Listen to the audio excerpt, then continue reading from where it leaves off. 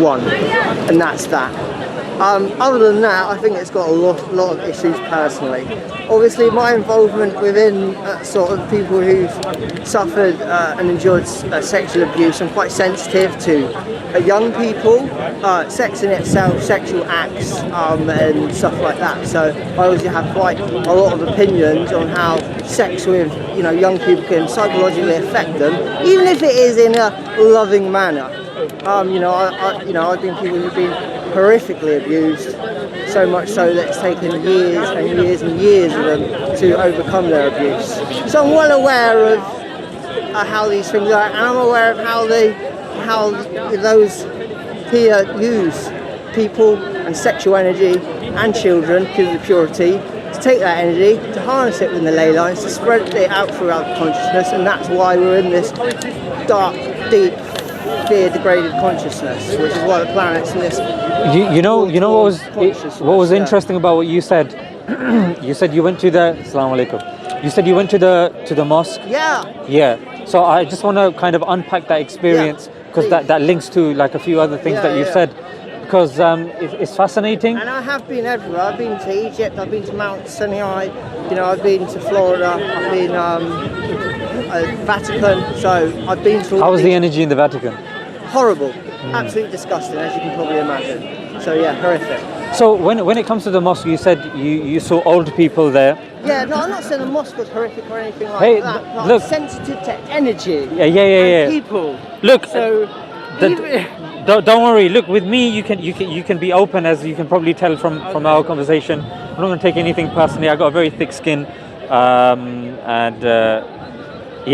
been through it, so I can tell when somebody genuinely has a question, because the Prophet peace be upon him said, asking good questions is half of one's religion. Yeah. And even in the Quran it says, if you don't know, ask the people that do know. Yeah. So we're encouraged to ask, and if you don't ask questions, no matter how volatile they may seem, you're not going to know the answer, frankly. No. And if you are personally involved with people that have been abused, frankly, I believe you have a right, and it is a duty of certain people to answer those questions, whether they satisfy you or not. I understand. I don't want to pressure these subjects, not now anyway, maybe next week or the week after, but not today. Yeah. But there are certain things that you've said that I respect. You know what? I think, should we kind of move at this angle, because they're just gonna. We have to be in the back there. Yeah. Let's just come here. Because I think it's that winter wonderland thing, isn't it? You know what I mean? Yeah. Just do it from here, bro. Just do it from here. Yeah. So when it comes to the mosque, so here's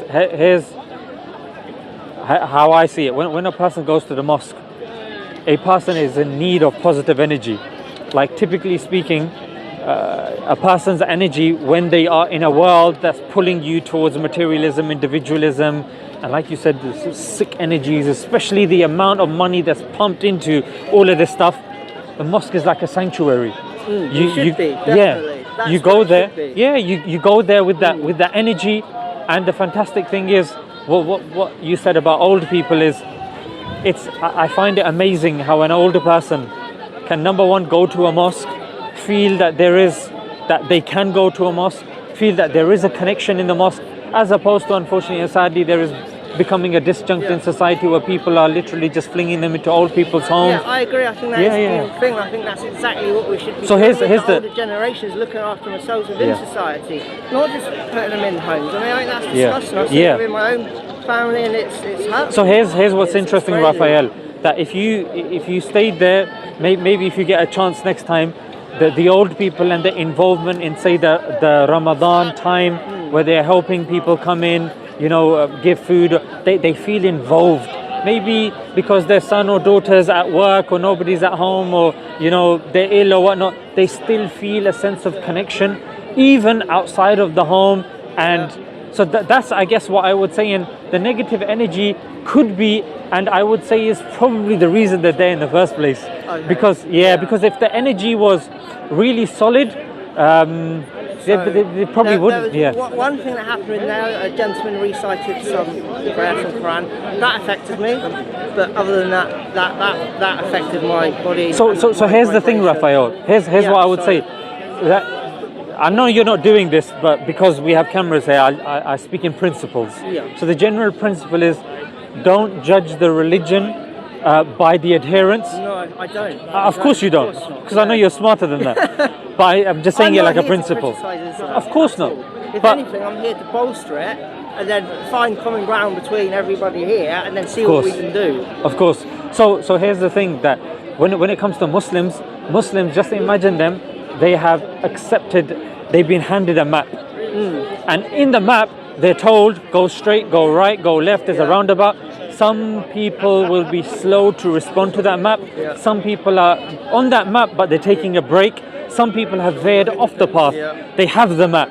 So them coming to the mosque, sometimes what happens is you might come across a person who's just veered into the mosque because they're there seeking sanctuary. That's not a reflection of the religion, as obviously I'm sure you understand, but it's them seeking sanctuary in a place in which, of course, is known as the house, metaphorically, of course, the house of God. But here's the interesting thing. You were talking about the unpack this for me. Yeah. Or you can just make another point about the mosque. I'll be happy to kind of hear what you have to say. But when it comes to abuse and stuff like that, tell me more about that. Like, what were you saying? Like, have you seen it in religious figures that have been involved in abuse? Well, Go ahead. Yeah, I have. Obviously, even a lot of the main. Look here, let me show you something. I should show you something that's. I think it was just. Again, you yourself should be able to have a degree of understanding of what it means without me explaining too much in detail, if I can. There, here we go. Okay.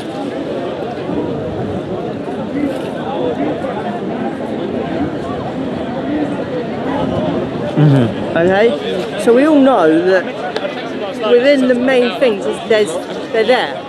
It's also, yes, essentially, I'm aware of it, I've seen it, and then I was introduced to a group of women who've also been involved in it, and through the work of God's energy, God's powers, God's healings, able to, and through his angels, to heal them. That picture, you showed me that picture. Is it okay if I mention that? Oh yeah, you can if you like. Okay, fantastic. So the image, for the viewers that have seen it, the image was of a Masonic symbol that has a few religious symbols on there, like the cross, the crescent, and a few other religious symbols, which certain people have kind of made it seem. What lodge was it for? It was the Grand Lodge, wasn't it? Grand Lodge of. Israel. Israel. Yeah, Grand Lodge. Do you know who the Grand Master of the Grand Lodge of England is? I don't know. Duke of Kent. Oh, really? Yeah. So do you know who's the overseeing lodge of all of the lodges in all of the world? No. The United Grand Lodge of England, which is actually that way.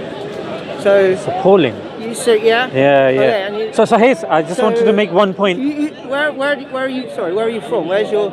Pakistan. India. So when the Brits went over there, did you see? So when they went over there, they superimposed on a lot of the main buildings and a lot of the guys that they took over there, their elites and family members, and then they created a massive Star of David. Boom, boom, boom, with all of the. If you look at topography Google, it's the same here. So there's that. You could just leave it down there if you want.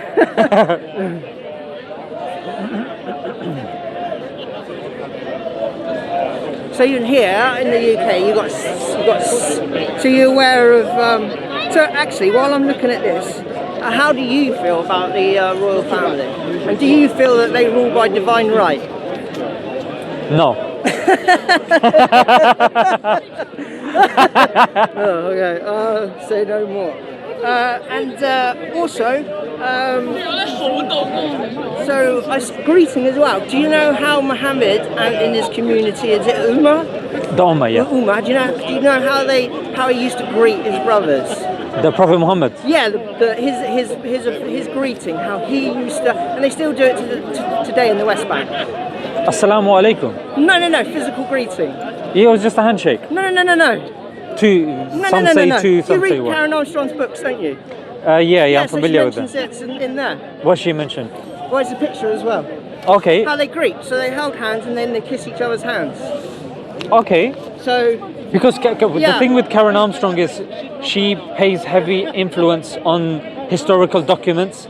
we as Muslims, we have testimony. Yeah, so this was when she visited the West Bank, and she took a picture of them in recent times, and that's how they greet, and she claimed that that's how Muhammad. Yeah. So with us, we deem that the hadith literature is more stronger than, say, the historical literature, and we don't believe that that's how the Prophet, peace be upon him, greeted. But it's interesting to know, though. But another thing, and you know that after hugging the 20-second releases oxytocin. It does, yeah. It does, doesn't it? Does, yeah. I'm sure you're glad of that. Right. So before you move on, because you're like an ocean, and I think we're riffing off each other really well. But for the audience, he made a point about the Grand Lodge, and he just the crescent on the Grand Lodge. As Muslims, we don't have a symbol in Islam. And even like the face of the Prophet, peace be upon him, we're not allowed to depict the Prophet. We don't have the moon and the star is something that came from the time of the Ottomans. Okay. Yeah. Right. Here we go. So I guess what I was saying with that was certain people that may have been higher up have been inducted into a specific Freemason lodge, and then unfortunately and sadly they believe that we'll take our beliefs there, we'll do this. But I mean, you don't need to supplement your beliefs with anything else, especially like you said, something as demonic as that, because the belief contradicts that. Yeah. So this is my own personal work that I did over a decade ago.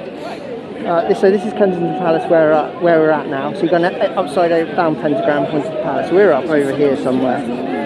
Here you've got Regent's Park, distorted pentagram. So there's 7 royal parks here. Okay, right. London Zoo. So pyramid. This is an eye there, which is a pond that illuminates at night. I'm sure you're aware of the triangle in the eye. Yes. Okay. Here we have Buckingham Palace again. Triangle. Yeah. Okay, here we got Hampton Court Palace. That's probably the clearest one, that's a clear one. Now the next one is what we've got is the last. Now this is what I call probably for you guys, probably homage to Satan. So let's just go through them quick. So there's 7 parts: pentagram, eye, pyramid eye, and then that's the largest royal park, which is Richmond Park, which if I can get it. That's Richmond Park. That's Richmond Park, bud. Wow. That's not what you think it is. I know what it is because I deal with these, and also I channel poetry for all the archangels as well, which is on my page. Through meditation, yeah? Yeah, through meditation. This is me. This is all my work here. So I even talk about dragons. This is stuff that's got to be way beyond your sort of current consciousness or level of understanding, to be honest. But that's specifically where I speak about the beings here. And again, this goes back to 2013.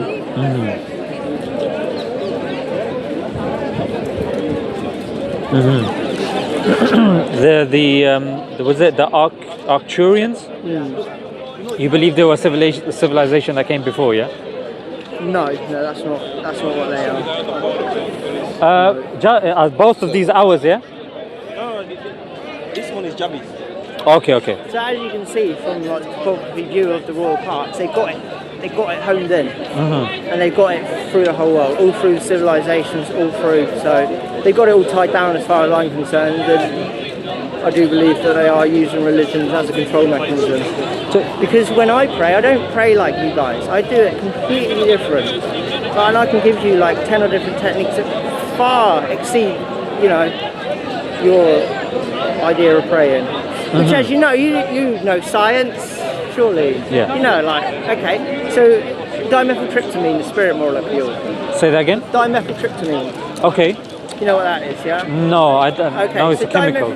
So dimethyltryptamine is DMT. It's produced within the lungs, but it goes to the pineal gland, which is your third eye.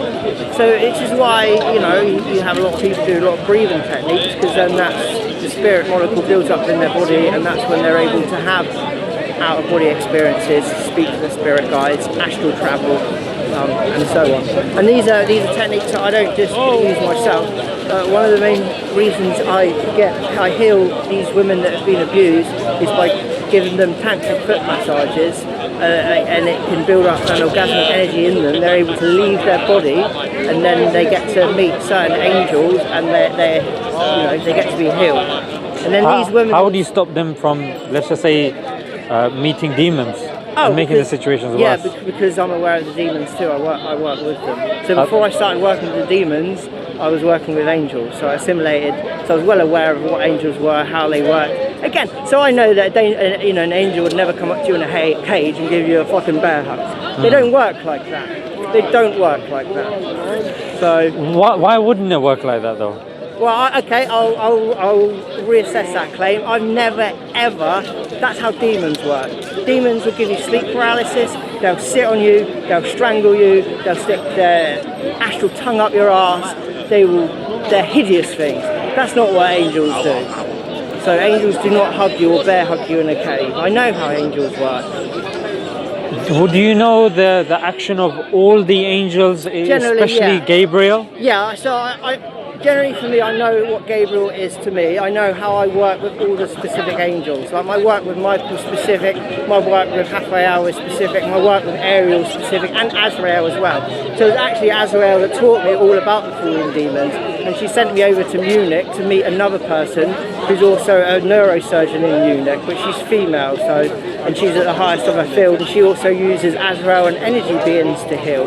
So she taught me a lot about demonology when I went over there, and then I came back here, and then I went en route mission. So here's what happened. That obviously we believe that Gabriel was communicating with the Prophet, peace be upon him, and did hug the Prophet, peace be upon him, when he said that, I can't read. Yeah. And then after a couple of times, he got scared or something. Yeah, then he got he got frightened. Yeah, so angels do not frighten people. Yeah, okay? but he wasn't frightened because of the angel. He was frightened because when it stopped, he actually didn't feel himself to be worthy enough. Although his life is actually more clearer than the life of Jesus in terms of the literature that we have. We're in the literature. Yeah, but so we know more of the Prophet, peace be upon him. But the Prophet, peace be upon him, he was more kind of like, am I ready for this? Yeah. Am I worthy of this? And then when he rushed to Khadija, his wife, Khadija had a test. Now the authenticity of this is disputed. Regardless, is still reported in the books of Seerah, which is the life of the Prophet, peace be upon him. And she said something along the lines of, look, put your head on my lap. If you still see the individual, then it's probably a demon, because the demon's not going to go. If it's an angel, the angels have haya, they have modesty, and you're not going to see them in certain situations and in certain scenarios, like even the angel with Mary as well. Same angel. Yeah, so the angel took this part of the garment and blew into it. Didn't touch Mary. There was no need for touching and stuff like that. But you're right. Yeah. There is a demeanor of calm, of relaxation. Yeah. It's not like that of fear. So it's interesting that that you mentioned. Go ahead. I work with a lot of women, and I work with a lot of abused women. These women go on to have activated chakra systems, and they then work with the angels themselves. So I know a little 18-year-old girl she's healed over 260 birds, 80. She lives in the islands just off Sicily. So she herself, she's inherently a healer. And some of the ways she heals these birds is she takes them in and she works with the Archangel Ariel, and she heals them through energy through her chakra system. So she's an 18-year-old girl. So the chakra system, just like the other systems, the chi system. Yeah. I mean, there's loads of systems, and they're fantastic. And as Muslims, we have no issues. There are certain Muslims that are in China, and they use like Islam restricted, because like when Muslims can use chi. Oh yeah, no, I And know, they do, but yeah, I just don't see any of them doing it. Like with so many of the closed hearts and dark auras that I've seen, you're clearly not. Your brothers clearly aren't sort of connected to a divine source, are they? Shall I tell you why though? Yeah, well, I can tell you why. Let's see if our answers match though. Like old Limp Dick Alley here as well. Has he got negative energy? Yeah. So here's He advertises dick pills. What's that all about? He's helping people that are struggling Raphael with can that. help with that. Yeah. But Angel healing. But here's the thing, Like, Raphael. them pills of Satan. Let me know what you think about this. Yeah. So because I do healing as well. So What kind of healing do you do? So I do So actually another. spiritual healing. There you go then. Okay. I'm listening. I am listening. Yeah, that's what I'm listening. So with the spiritual healing, while some people will use chi, which again is effective, you have certain Hindu monks and Buddhist monks. They also use spirituality. They also use, you know, like you said, the third eye, the pineal gland, etc., etc. But what I've found in my limited experience to be incredibly powerful is it's a system that is above that, which is angels, angels, books, and even spiritual energies transcended, and right at the top of that is God's energy. So when you tap into God's energy through His word, because we believe the Quran is verbatim the word of God, isn't it? Generally, what I do is I don't do a lot. I kind of allow myself to be used as a conduit for God, and then depending on what work He wants to use me for and what angels want to use me, I kind of just got to move out of the way, and then they use me to do their work. Yeah? Okay, so this here, so I also make medicine, which I believe within Islam would be impermissible, which is... Medicine? Yeah. Do you make medicine? No, but what you say, so if I now like got a joint and I spark it up, like, you know, what would that would be? No, but if you're using it for medicinal reasons, it's okay. Okay. So I also, please read it. Okay. Please. Shall I read it out loud? Oh, mate, if you want to. Okay. So I've been up since 5 a.m. this morning making incredible powerful healing oils, ointments, balm, medicine from plant material, cannabinoids for my friends, family, those close. And sorry, I pressed something because it's got one of those. Yeah. It's supposed to. It said that I can press it, but it doesn't work half of the time. For my friends and family, those close and dear to me, this organic and natural Gaia God gave medicine is highly effective. It's treating cancers of all variety, autoimmune disease, mitochondrial disease, neurological disease, arthritis, Parkinson's, diabetes. Yeah. Oh wow. You make them yourself, yeah? It's highly illegal. Okay. Because it's THC. So, okay. But again, I was going to ask about that. One of the reasons I thought that somebody told